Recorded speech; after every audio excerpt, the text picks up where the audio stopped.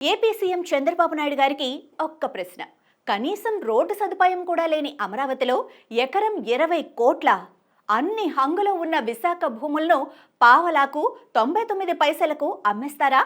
గత ప్రభుత్వం అమరావతిని అశ్రద్ధ చేసిందంటూ గగ్గోలు పెట్టిన మీరు నేడు ఫైనాన్షియల్ క్యాపిటల్గా ఎదుగుతున్న విశాఖకు చేస్తున్నదేంటి?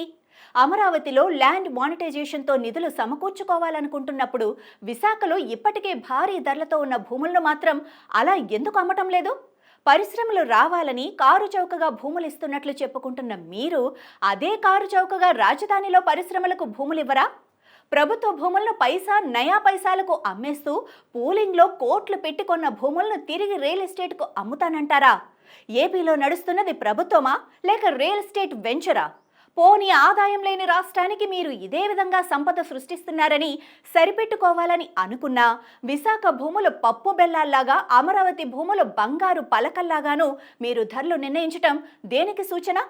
కేంద్ర ప్రభుత్వం ఆఫీసులకు, నేషనల్ బ్యాంకులకు కూడా అమరావతి భూములను కోట్లు ఖరీదు కట్టిన మీరు విశాఖలో మాత్రం రూపాయి, అర్ధ రూపాయికి భూములు అమ్మటం వెనుక మీ ఉద్దేశం ఏమిటో ప్రజలకు తెలియదని భావిస్తున్నారా?